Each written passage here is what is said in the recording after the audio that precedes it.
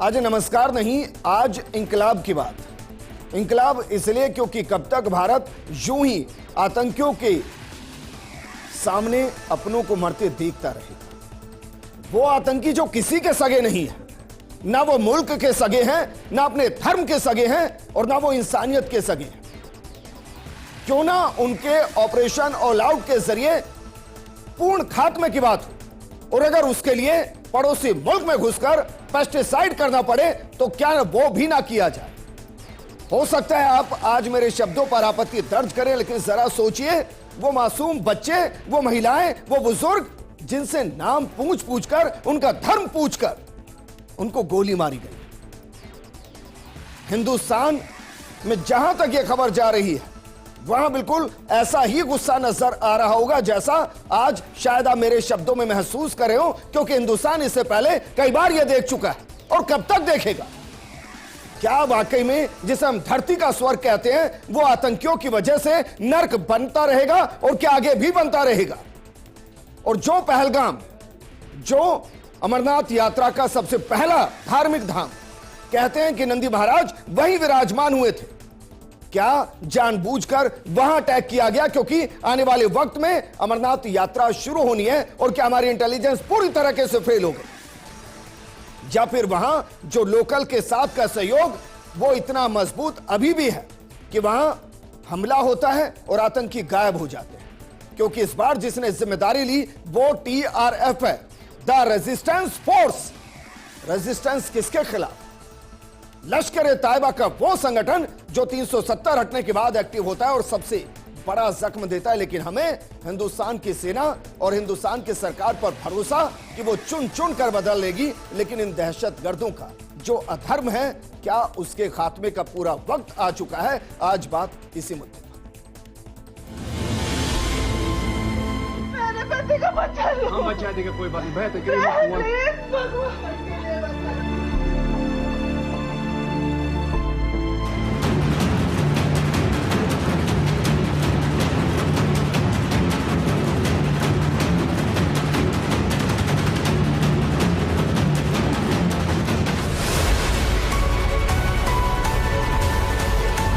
जो आतंकवादी पहलगाम के इस हमले के गुनहगार हैं, या इन आतंकवादियों के जो मददगार हैं, उनको जमीन के पाताल से भी निकालकर उनको उनके गुनाहों की सजा दी जाएगी। ये जम्मू कश्मीर बहुत मजबूत है, ये हिंदुस्तान बहुत मजबूत है। आज तो वो लोग कामयाब नहीं हुए, आगे भी कामयाब नहीं होंगे।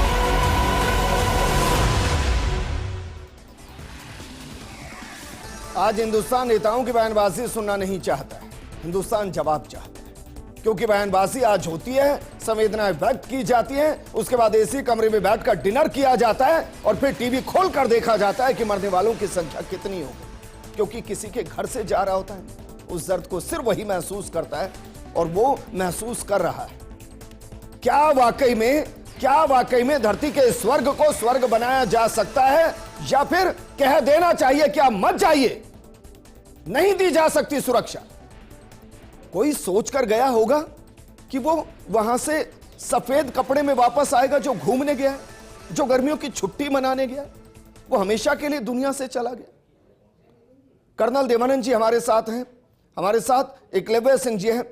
कर्नल देवानंद जी, आपके साथ बड़ा दुख होता है सर, मतलब मैं शब्द नहीं ला पा रहा हूं और मैं इस गुस्से को शायद शब्दों में प्रकट भी नहीं कर पाऊंगा जो मैं इस वक्त महसूस कर रहा हूं। क्या इनको मारा नहीं जा सकता? क्या ये ऐसे रक्त बीज हो गए हैं कि इनको एक को मारोगे 10 पैदा होंगे? क्या हम 10 को नहीं मार सकते? क्या हम 100 को नहीं मार सकते? जी विजेंद्र जी, सबसे पहले तो मैं दिवंगत आत्माओं को जिनकी हत्या की गई है, उन उग्रवादियों द्वारा, मैं उनकी आत्मा की शांति के लिए प्रार्थना करता हूं, और जो घायल हैं उनके लिए मैं ऐसी कामना करता हूं जल्दी स्वस्थ हों। अब सवाल उठता है कि जो ये हमला हुआ इस बार, ये सामान्य हमला मैं नहीं मानता हूं।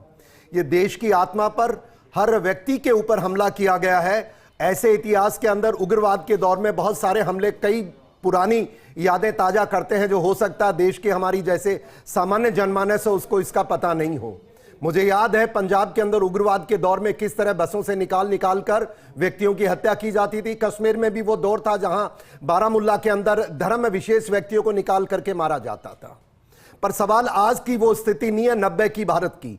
आज अंतरराष्ट्रीय पटल पर दुनिया बदल चुकी है, भारत बदल चुका है। क्या भारत बदल गया सर? जी मैं होटल में घुसकर नाम पूछ कर मारा गया है और फिर भाग गए हैं। टीआरएफ मैं उसी चीज पर आ रहा हूं विजेंद्र जी। आपका दुख और हमारा दुख बिल्कुल एक है। और मैं एक बात बताना चाहता हूं, ये जो निर्मम हत्याएं की गई हैं, ये इस प्रकार के जानवरों द्वारा जो कार्य किया गया है, अब उनको कौन मारेगा वो चिंता नहीं मैं मानता हूं देश को करनी चाहिए। सेना अपना काम करेगी, पुलिस अपना काम करेगी, पर उससे बड़ी बात पर आज मैं ध्यान देश का आकर्षित करना चाहता हूं, जो पहले भी कई बार मैं कर चुका हूं मेरे लेखों के माध्यम से और चैनल के माध्यम से। वो ये बात है, देश को तय करना पड़ेगा। देखिए अभी हुआ क्या है। आज के दिन अमेरिका के वाइस प्रेसिडेंट जयपुर में ही मौजूद हैं, भारत के अंदर यात्रा पर। भारत के प्रधानमंत्री किसी विदेश की यात्रा पर हैं। थोड़े दिन पहले एक टेररिस्ट राणा को पकड़ के लाए थे। और कुछ इस प्रकार के भारत के अंदर कानून बनाए गए हैं जिससे उग्रवादी और देश विरोधियों की कमर को तोड़े जाने के इस बैकग्राउंड में मैं बताना चाहूंगा कि अब समय एक व्यक्ति या सर्जिकल स्ट्राइक कर करके उग्रवादी कैंप बर्बाद करने का समय नहीं है देश के लिए। आज देश ये चाहता है इस प्रकार का बदला लिया जाए। जो इस हमले में शामिल हैं, जो मैं एक सैनिक होने के नाते इस विषय की पकड़ रखने के नाते कह सकता हूं, पाकिस्तानी सेना, आईएसआई और भारत के अंदर बैठे हुए उनके चुज्जे जो रोज आए दिन कानून की दुहाई देते हैं और उसी कानून का फायदा उठा करके कानून की चुंगल से बच जाते हैं, इन तीन को भारत सरकार जल्दी से जल्दी सुनिश्चित करे। और करने के बाद जब यह क्लियर हो जाए, मैं आपसे सरकार से भी कहना चाहूंगा, आज देश यह देख रहा है कि आप उन दरिंदों को सजा, सर्जिकल स्ट्राइक टेररिस्ट कैंप पे हमने की थी, अच्छा कदम था, पर आज उससे काम नहीं चलेगा। पाकिस्तान आर्मी के जितने हेडक्वार्टर्स हैं सबको कंफर्म होने पर ब्लास्ट किया जाए। और दूसरा जो आईएसआई है, हर व्यक्ति, हर राजनेता, हर मीडिया आज कह रहा होगा वो शामिल है। अरे हमारे जैसे तो उम्र होगी, हम तो रोज कहते हैं, बातों से काम नहीं है। उन हेडक्वार्टर्स को बॉम्ब करना पड़ेगा। और जो जनरल, जो आईएसआई के लोग उसमें शामिल हैं, मैं उनसे आग्रह करूंगा, जो अनआइडेंटिफाइड गनमैन है, ईश्वरी की ताकत से कहां से आते हैं, वो उनको खत्म करें। और सबसे बड़ी बात, विजेंद्र जी आप कह रहे थे इतने इनका समर्थन कहां से आता है? ये इसलिए आता है पार्लियामेंट में बैठ करके कुछ राजनीतिक व्यक्ति जो कभी गोली देखी नहीं, कहेगा मैं देखूं भी क्यों, मैं तो दामाद हूं देश का। हाँ भैया आप दामाद हो, पर आपको कभी दर्द हुआ? आप बैठ करके देशद्रोही, देश के दुश्मनों के साथ खड़े होकर के देश के अंदर माहौल खराब करने की चर्चा करते हैं। विजेंद्र जी वहां पर जो उनका समर्थन कर रहे हैं, चाहे वो एक व्यक्ति हो, चाहे 10 व्यक्ति हो, चाहे स्लीपर सेल हो, उनको भी ढूंढ करके कटघरे में डालना चाहिए। मेरे देश का कौन सा पॉलिटिशियन क्या कह रहा है, पर मुझे फिर भी लगता है कि वो देश के साथ खड़ा होगा। इस तरीके के आतंकी हमले में कोई समर्थन नहीं करता। अरे मीनाक्षी आचार्य जी हमारे साथ हैं, मैं ये कह रहा हूं, लेकिन जब अनुपम मेरी बात सुनिए विजेंद्र जी, जब देश में डिबेट होती है ऐसी, वो खड़े होकर के बातें करते हैं और उन लोगों का समर्थन करते हैं जो सैनिकों की हत्या में शामिल थे, उन लोगों का समर्थन करते हैं जो उग्रवाद फैलाते हैं। अनुपम जेटली जी, अनुपम जेटली जी, सर मैं ये नहीं समझ पा रहा कि भारत की इंडियन आर्मी के सामने, इंटेलिजेंस के सामने, who the hell is TRF? क्या हम उसको जीरो नहीं कर सकते, खत्म नहीं कर सकते? खर्च हर हालत में कर सकते हैं इनको खत्म, इच्छा शक्ति है कहां? आज हमारे नेता जो है गृह मंत्री, वो जा रहे हैं हाई लेवल मीटिंग करने के लिए। जब टूरिस्ट सीजन खोला गया श्रीनगर में, तो उससे पहले ये मीटिंग क्यों नहीं हुई? क्या हमें पता नहीं था कि 90 के दशक में जो हुआ वो दोबारा हो सकता है? क्या काफी समय से अगर उन्होंने ऐसी स्ट्राइक नहीं की तो हम एकदम शांत हो गए और अपने ढीले रवैये पे आ गए कि अब कुछ नहीं होता है? जी, ये आतंकवादी अगर हैं तो हमें इंटेलिजेंस क्यों नहीं मिली? क्या अनुपम जेटली जी, इसको आप पाकिस्तान के कर्नल जो सेना अध्यक्ष हैं, उन्होंने जो अभी बयान दिया था मुनीर ने कि कश्मीर पाकिस्तान की गर्दन की नस है, क्या हमें वहां से इशारा नहीं मिलना चाहिए था कि वो कुछ बड़ा कर सकते हैं? बिल्कुल मिलना चाहिए था। जनरल मुनीर के इस बयान के बाद हमें और चौकस होना चाहिए था और हमें पता होना चाहिए था कि फौज और बीएसएफ अपने को बचाने में सक्षम है, मगर जो हमारे निहत्थे नागरिक हैं उनकी सुरक्षा कैसे करें? हमने अगर जम्मू कश्मीर खोल दिया टूरिस्ट के लिए कि जाएं और ऐड जगह जगह चल रहे हैं, तो उनकी जिम्मेदारी कौन लेगा? ये जिम्मेदारी तंत्र को लेनी पड़ेगी।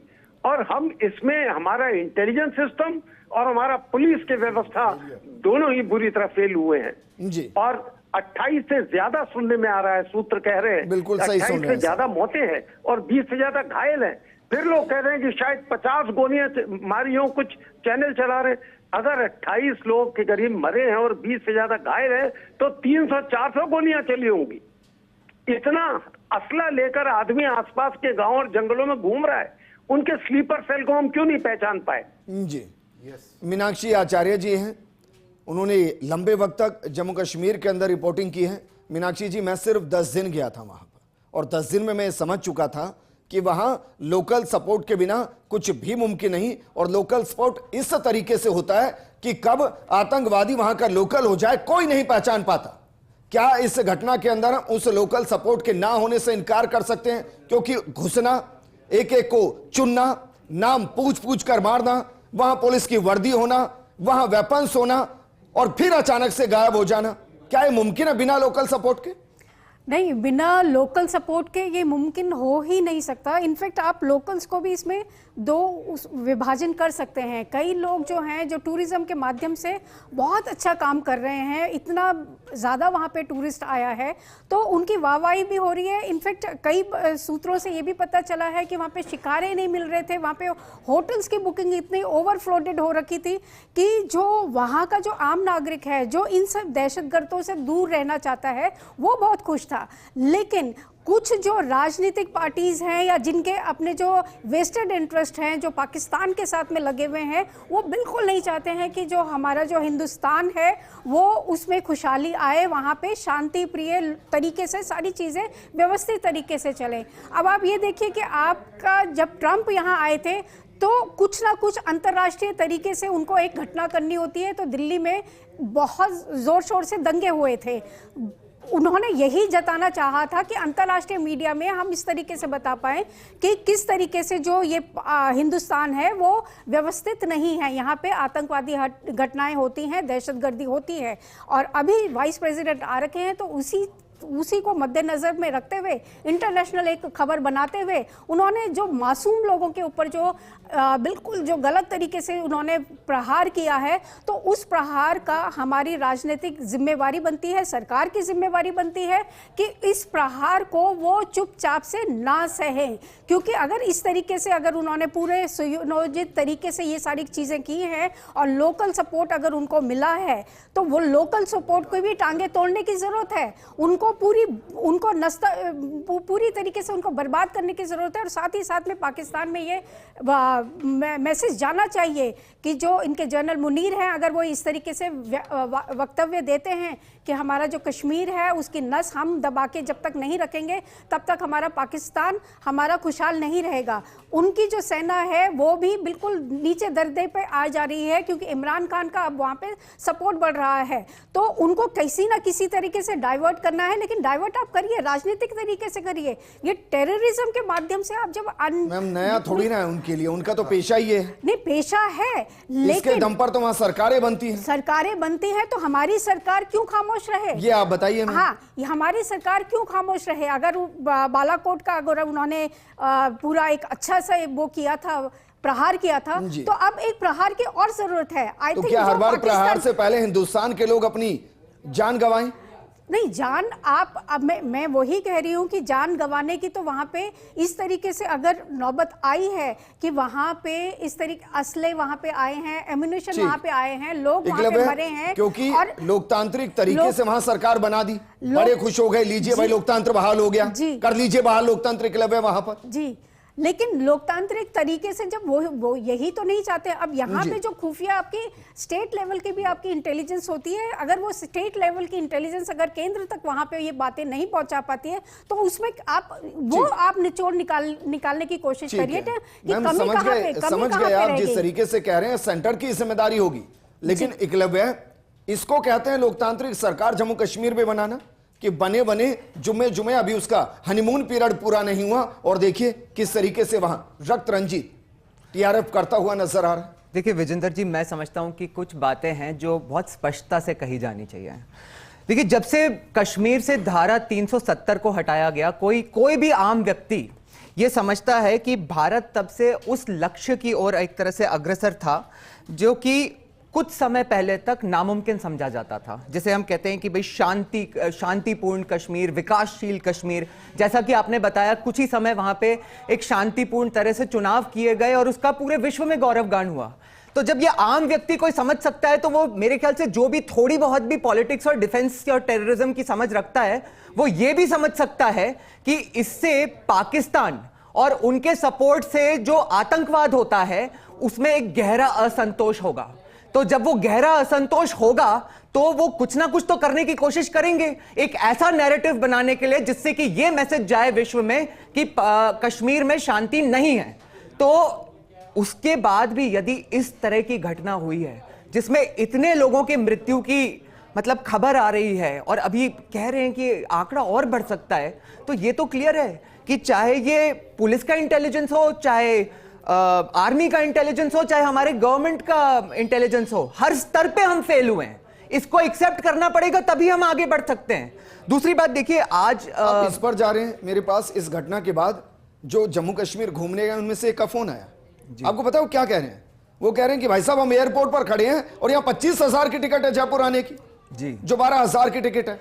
वहां लोग मर रहे हैं और आप देखिए एयरलाइंस ने उसको धंधा बना लिया है कि चलिए यहां से लोग भागेंगे, हम ज्यादा से ज्यादा कमाएं। और सरकार कंट्रोल नहीं कर पा रही है कि चलिए अगर जो अपने घर जाना चाह रहे हैं उनको सुरक्षित जल्दी से जल्दी पहुंचाएं। देखिए विजेंद्र जी, इसका एक एस्पेक्ट और समझने की जरूरत है। बहुत समय से, जब से कश्मीर से एक तरह से कश्मीरी पंडितों का जो एक्सोडस हुआ था, उस समय से एक जो वहम फैलाया जाता है कि आतंकवाद का कोई धर्म और मजहब नहीं होता। उस समय आपको ध्यान होगा कि नारे लगे थे रलिफ सलिफ गलिफ, कि कन्वर्ट करो या यहां से भाग जाओ या मर जाओ। तो उसी तरह से आज आपने देखा होगा वीडियो में एकदम स्पष्ट है कि जो वहां पे टेररिस्ट हैं वो इन मासूम पर्यटकों का नाम और धर्म पूछ के उन्हें मार रहे हैं। तो और क्या होता है भाई, धर्म और मजहब? तो कैसे नहीं होता आतंकवाद में मजहब और धर्म इन्वॉल्व? इस दुनिया का इतिहास उठा के देख लीजिए, जो सबसे बड़ी वॉर्स भी हुई है ना, वो रिलीजियस इश्यूज के ऊपर ही हुई है। तो पहले तो ये एक्सेप्ट करना चाहिए कि इसका कोर कारण क्या है। दूसरी बात विजेंद्र जी, मैं एक और भी कहना चाहूंगा कि मैं ये कह रहा हूं कि क्या आतंकवादी इतने पावरफुल हैं कि वो घुसते हैं, नाम पूछते हैं, धर्म पूछते हैं, गोलियां मारते हैं और गायब हो जाते हैं? फिर हम कहां से शक्तिशाली हैं? आप बिल्कुल सही कह रहे हैं। देखिए अभी एक बात कही मैडम ने कही और मैं उससे अग्री करता हूं कि इसका जवाब तो दिया ही जाना चाहिए, परंतु जवाब तो हमने 2016 में भी दिया था, 2019 में भी दिया था। हम इस स्तर पे कब आएंगे कि ऐसी घटना हो ही नहीं? क्या हमारे लोग मरेंगे उसके बाद हम जवाब देते रहेंगे? अरे भाई, अगर रोकना है तो रोकने के लिए तो आपको जड़ में घुस के उस जड़ को खत्म करना पड़ेगा ना, जिससे हमारे लोग ही मरना बंद हो। क्या चाहते हैं हम? अनुपम जेटली जी, सर घर में पेस्टिसाइड इसलिए कराते हैं ना कि कीड़े मकोड़े ना आए। हमने कब शिद्दत के साथ पेस्टिसाइड कराने की कोशिश की आतंकवाद के खिलाफ? हर बार हम भर्त्सना करते रहे, कड़ी भर्त्सना करते रहे और निंदा करते रहे। अगर हमने बालाकोट के बाद भी या पुलवामा के बाद भी पाकिस्तान की 1 इंच जमीन भी पकड़ी होती तो कुछ बात थी। अगर इजराइल जो है वो हमास की सारी जमीन और पूरा शहर पकड़ सकता है, तो क्या हम पाकिस्तान में टेररिस्ट कैंप जहां डाले गए हैं 3 से 5 किलोमीटर अंदर तक हम उस बेल्ट को नहीं ले सकते? देखिए, अगर कोई कहता है कि उनके मिलिट्री हेडक्वार्टर पे हमला कर दें और मिसाइल दाग दें, ये नहीं हो सकता। दोनों परमाणु देश हैं और परमाणु देशों की एक जो है वो एक लिमिट होती है, एक थ्रेशोल्ड होता है जिसके बाद वो परमाणु हथियार इस्तेमाल करेंगे। मगर उस थ्रेशोल्ड के नीचे तो ऑपरेशन करें कि 3-4 किलोमीटर की एक बेल्ट जो है अपने इंटरनेशनल बॉर्डर या एलसी के साथ हम पकड़ ले। नहीं अनुपम जी, इसका मतलब ये हुआ ना कि भाई जो आतंकी वहां बिरयानी खाकर बैठे हुए हैं और ट्रेनिंग ले रहे हैं, उनके अंदर से डर ही खत्म हो गया कि ऊपर से कोई मिसाइल आ सकती है, नीचे से भारतीय सैनिक आ सकते हैं, मार कर जा सकते हैं। तभी तो वो घुसे ना हमारे घर में और मार कर निकल गए। वो हमारे घर में इसलिए घुसे क्योंकि हमारी आंखें बंद थी। पिछले काफी समय से ये नहीं हुआ। अगर आप देखिए, सरकार को चौकन्ना क्यों रहना चाहिए था? 370 हटा, 145 हटा और बोला गया कि अब कोई भी व्यक्ति जेएनके में जमीन खरीद सकता है। एक भी इंसान श्रीनगर में जमीन नहीं खरीद पाया। तो क्या हमें चौकन्ना नहीं होना चाहिए था कि खाली कानून बनाना नहीं, उस कानून का इंप्लीमेंटेशन करना जरूरी है? क्या हमने जो 90 के दशक में भगाए गए पंडित लोग, उनमें से किसी को वहां बसाया? हम नहीं बसा पाए, उनको सुरक्षा नहीं दे पाए। तो हमें जानना चाहिए था कि आतंकी मौजूद है, वो दोबारा पाकिस्तान की शह पर काम करेंगे और हमारे निहत्थे लोगों को मारेंगे, और लोगों को मारने के बाद फिर हम कहेंगे बदला लेंगे। ये तो एक रिएक्शन है नीजक, ये कोई कर्नल देवानंद जी, मैं हमेशा से भारत की उस नीति का समर्थक रहा हूं जिसमें हम डिफेंसिव रहते हैं, ऑफेंसिव नहीं रहते हैं। लेकिन जंग में और आतंकवाद के खात्मे में बहुत अंतर है सर। यहां हमें डिफेंसिव नहीं हो सकते, हमें ऑफेंसिव ही होना पड़ेगा, वरना हर बार क्या फायदा कि हमारे यहां से 30-50 लोग मरे, हमारे जवान मरे, और फिर जाकर हम 100 आतंकियों को मारे। मैं आपकी बात से सहमत हूं। मैंने तभी कहा कि इस बार टारगेट आइडेंटिफाई करके जो लोग जिम्मेवार हैं उनको ब्लास्ट किया जाना चाहिए। मेरे साथी बता रहे थे ऐसा नहीं कर सकते। मैं आपको कह सकता हूं फिर उस न्यूक्लियर बम को उठा के इंडियन ओशन में डाल दो। किस लिए बनाया है? क्या दिखाने के लिए बनाया टॉय? हमारी सरकार में शक्ति थी, बालाकोट एयर स्ट्राइक हुआ, और मैं मानता हूं अभी भी करना चाहिए भारत सरकार को। नहीं करेगी तो देश स्वीकार नहीं करेगा। एक दूसरी बात, जो गुमराह नहीं करना चाहिए नागरिकों को। एक बात बताना चाहूंगा कि पूरे कश्मीर के लोगों में अगर ऐसी भावना कह रहे हैं कि आप हर आदमी उग्रवादी का समर्थक है, मैं नहीं मानता। मैं उस कश्मीर के अंदर मेरे 40 वर्ष में बिता के आ चुका हूं, और मैं आपको बता दूं आज भी कश्मीर में उन पहाड़ों के ऊपर गुजर बकरवाल रहता है। 85 से लेकर के मैंने आज तक देखा है हिल काका जैसे ऑपरेशन किए उन्होंने, जहां पर 37 अपने उन्होंने भाइयों को बलिदान किया है। 4 महिलाओं ने हथियार के साथ गोली खाई है। तो ऐसा नहीं है कश्मीर में हर आदमी, पर सवाल यह उठता है जो भारत के अंदर बीमारी है, वो राइट फ्रॉम पार्लियामेंट से लेकर के चौकीदार तक, और वो बीमारी यह है कि जो आदमी देशद्रोही बातें करता है, भड़काने की बात करता है। अरे कमियां क्या ढूंढते हो सरकार में? सरकार भी तो आपकी है बेहतर सरकार तो लिया हो दूसरे देश से। ये बातें बंद होनी चाहिए। अब आइडेंटिफाई करो कौन है, और हमारे आदमियों की गलती निकालने का समय नहीं है। इंटेलिजेंस का फेलियर है कि आर्मी का है कि पुलिस का है? अरे वो हुआ तभी तो हुआ है ये कांड। अब समय है, एक हो जाओ, आइडेंटिफाई करो और उनको ढूंढ के निकालो। न्यूक्लियर बॉम्ब हो उनके पास, या ज्यादा कोई सुपरसोनिक बॉम्ब हो, उनको उड़ाना पड़ेगा।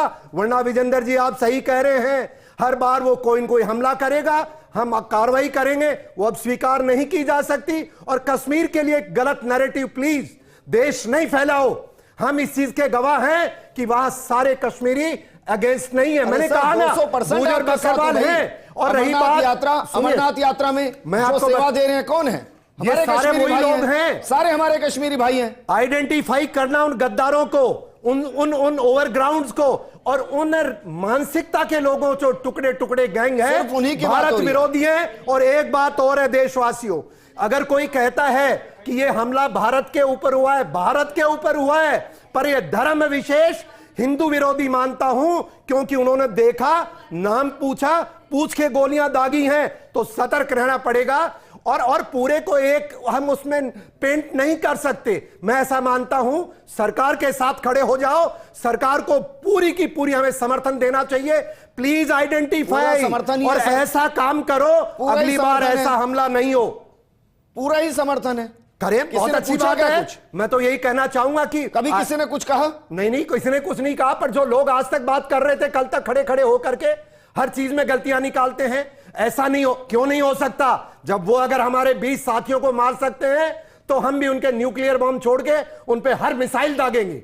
ये देश को समर्पण करना पड़ेगा, और इसके लिए अगर हमारे को कुछ बलिदान देना पड़ा, तैयार है।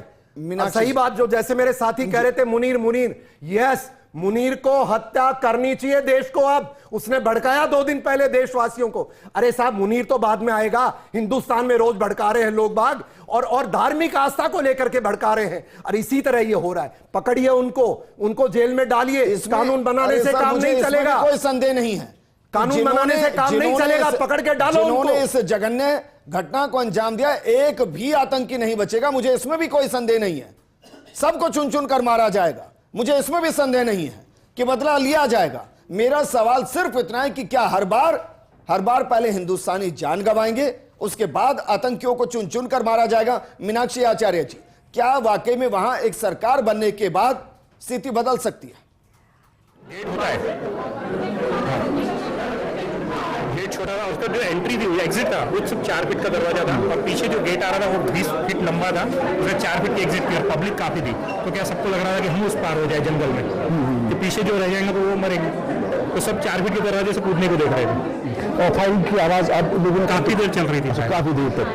कौन घायल हुआ आपका यहाँ पे? मिसेज है, 2 जैसे उनको पहाड़ से कूदे तो इनका पैर वहीं पे मुड़ गया, 2 फ्रैक्चर हो गए। अभी यहाँ पे बताया मेरे को एक्सरे वर्क की 2 फ्रैक्चर है। अच्छा, फ्रैक्चर हुआ। तो फिर मैंने एक बाजू से मैंने पकड़ा, एक बाजू से मेरे बेटे ने पकड़ा और हमने इनको वहीं पे जैसे हुआ वहीं से फ्रैक्चर की स्थिति में इनको नीचे रख के लाए।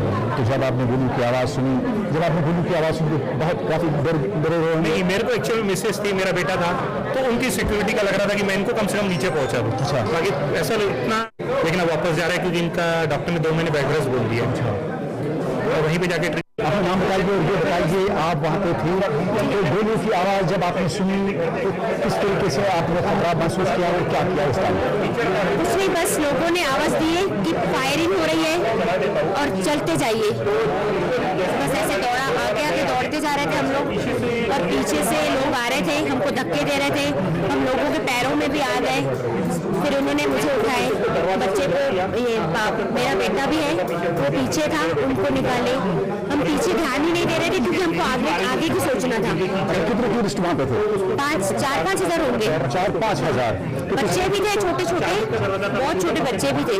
किसी को गोलियां चलाते हुए देखा? नहीं, हम क्योंकि गेट पे ही थे ना, हम निकल ही रहे थे वापस आने के लिए, बस इतना ही देखे हमने, पीछे हमने नहीं देखे। तो जब आप घायल हुई तो किन लोगों ने मदद की आपकी? किसने भी नहीं, हम मेरे हस्बैंड ने और मेरे बेटे ने। अच्छा, चोट कहाँ पे आई आपको? पैर में। आपको पैर में चोट?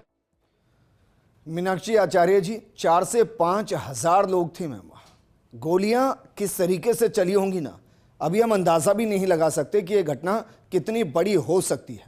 लेकिन मैं वापस अपने सवाल की तरफ लौटता हूं।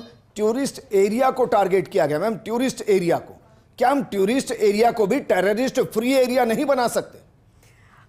टूरिस्ट एरिया को जो टेररिस्ट इन लोगों ने अटैक किया है तो पर्पसली वहीं पे किया है कि जहाँ पे मैक्सिमम लोग आए हुए थे। अब हम उसमें कितना हम संवेदनशील जो वहाँ पे एरिया है, हम लोग थोड़ा सा डिले, आप इसमें सोच सकते हैं कि जो हमारी जो सूचना तंत्र रही है वो शायद वीक हो गई थी कि उन्होंने ये इनपुट नहीं दे पाए कि वहाँ पे इस तरीके की कोई घटना हो सकती है। जैसे जनरल मुनीर ने अगर इस तरीके का ये इशू उठाया, 2 दिन पहले उठाया, तो हमारी जो इंटेलिजेंस है उसको थोड़ा सा मजबूती से, थोड़ा सा परिपक्वता के साथ में काम करना चाहिए था।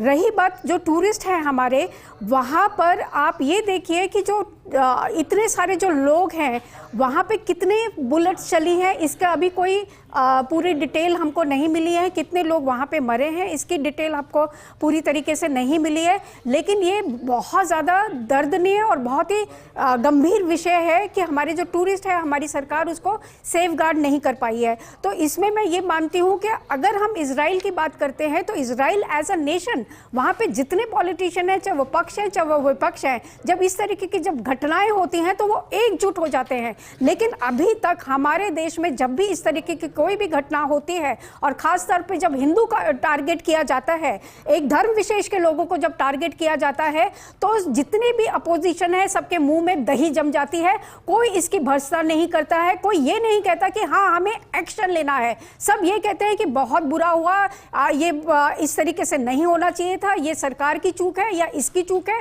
लेकिन कभी भी कोई एकजुट होके ये टेररिज्म के अगेंस्ट कोई सवाल नहीं उठाता है। उसको खत्म नहीं चाहिए। हमने चुनकर सरकार दी है मैम, और बहुमत के साथ सरकार दी है। नहीं करता तो ना करे कोई समर्थन।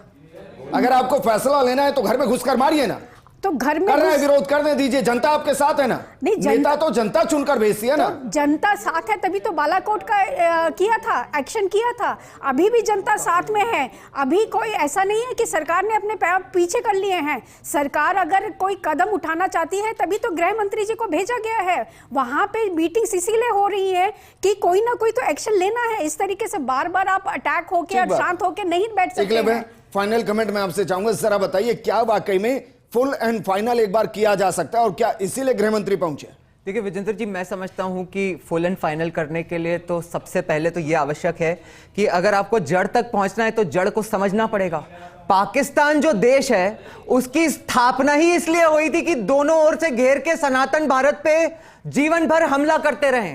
वो तो बाद में एक तरफ का टूट के बांग्लादेश बन गया, दूसरी तरफ पाकिस्तान है। आपको ध्यान होगा कि जो हमारे पूर्व स्वर्गीय सीडीएस थे बिपिन रावत जी, उन्होंने बताया था कि भारत को 2.5 फ्रंट्स की लड़ाई लड़नी है। तो इस चीज को भी समझना पड़ेगा कि पाकिस्तान चाइना के अलावा जो गद्दार हमारे देश में छुपे हुए हैं ना, जो जिनके सपोर्ट से ऐसी घटनाओं को अंजाम दिया जाता है, और उनके लिए जो अलग अलग सिस्टम में जो अलग अलग लोग बैठ के एक तरह से उनके पक्ष में बातें करते हैं, उन सबको भी डिफीट करना पड़ेगा अगर आतंकवाद को डिफीट करना है तो। और अंत में एक बात कौन रहा है, कीजिए ना।